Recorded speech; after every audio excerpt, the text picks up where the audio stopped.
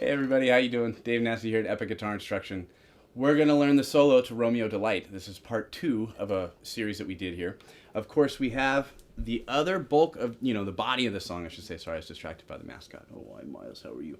We have the main part of Romeo Delight already recorded in another video, so you could go through that and we have all the parts, all the neat little nuances. But now, Miles, I have to do the solo.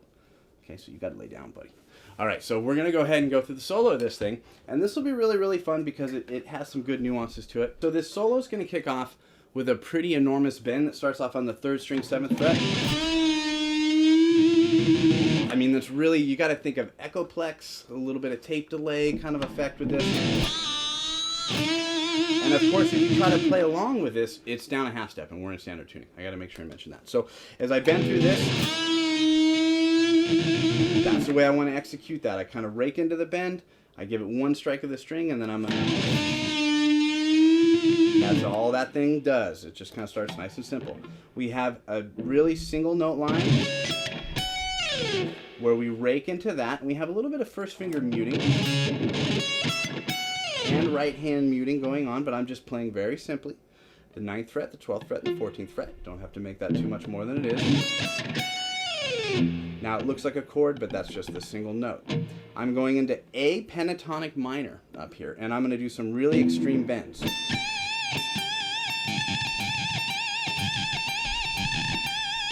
One of my favorite things about Van Halen, when they do these things, you're going to hit this one with your first finger, you're going to double bend this bad boy.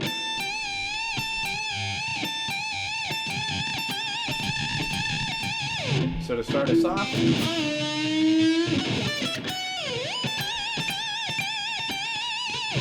so I missed the 9, I hit 10, but it still sounded cool to me. I don't know, I'll go with that a little bit loose, but if I go...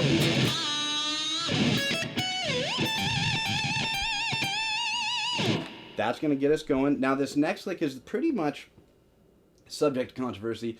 Seen lots of versions of this. I did a little bit of research on what he does. Of course, it's largely improvised. So if we have... That's what we want to kind of think about, is where we're going to start by hammering from your index finger to your 3rd finger on 17. The biggest and most important factor as we come out of this is this guy's got to be tremolo picked a bit. And when what you're going to do after tremolo picking is you're going to hammer on and pull off and come back down to your first finger. So the way we're going to start this off.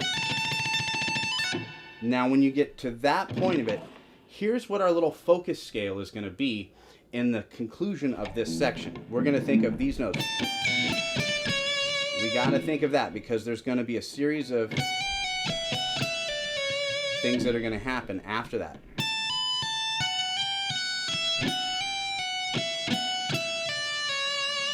Again.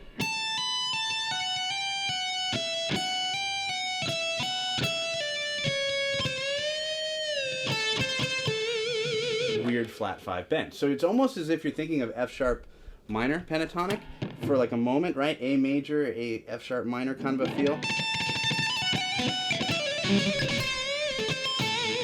Now, when we go through this again, I'm going to play this slow.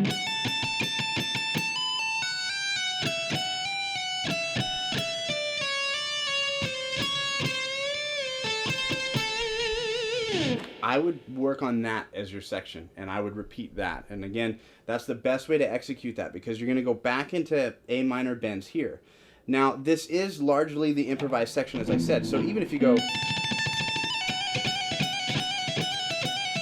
your heart's content and did things like this, you just have to get out of it with that. And that's where I see the improv happen. I've seen him go... and roll through the lick and play it different ways with all these little Van Halen techniques of that we know from history here. So what we want to think of is what I played originally.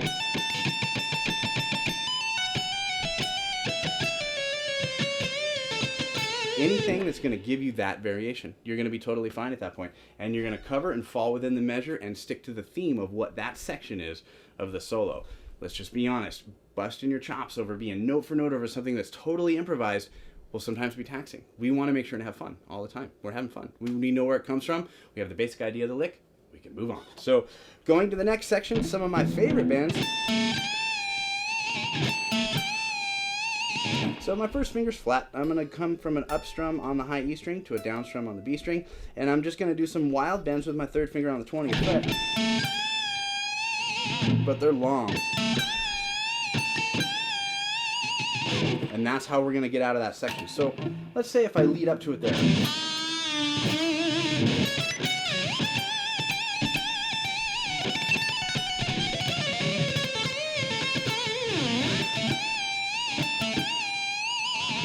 Now, on those big bends, if you notice, my hand kind of turns to block this because it'll get really noisy right there. And, you know, this is full of ugly faces and a lot of feeling. So we got to make sure that we control some of the noises that happen.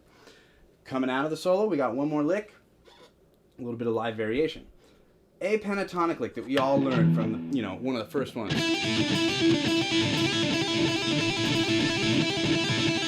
Now, that's tweaked a little bit. He starts off on the record by doing 2 pull-offs from 8 to 5. And he fingers things generally this way. I'm going to use my pinky. He goes... And then he launches into a really cool variation of this where he goes... And he repeats that.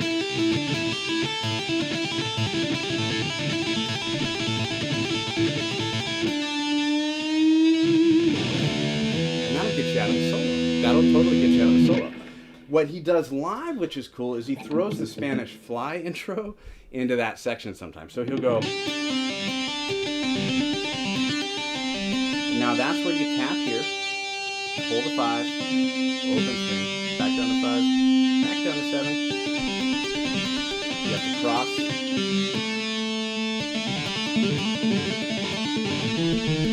Now where he would go down to 3, he's going to leave it there. And go down to 3. So that's a variation of that. So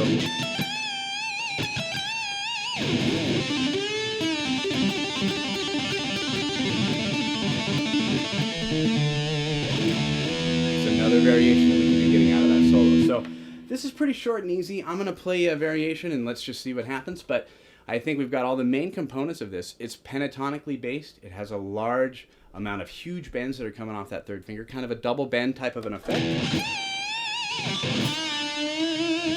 And I think it's cool. It fills a lot of space. And as a guitar player, it's good to see and be exposed to things like this that aren't necessarily always about filling up a bunch of notes all the time. So I'm going to play this out. Please do me a favor and subscribe to the channel. We got 3 cool rules here for you. Subscribe to the channel, click the like button, and leave us a comment. That's all we really want you to do. And as we go through the soloing on this, it's a good time for me to say, if you're getting used to soloing and you're using this song to do so, in that link below, that YouTube text box, if you click on that link, you're going to get some extra help. You're going to get like an ebook that's free that has all kinds of great scale diagrams. It breaks down the pentatonic scale, much like I've been discussing. Has other scales, diatonic scales, and a video that you won't find here on YouTube. And it's all in that link below. So again, a way for you to get comfortable with soloing. You could tie it in with this lesson, have a good time, and it's all in the spirit of Van Halen. So I'm going to play through this.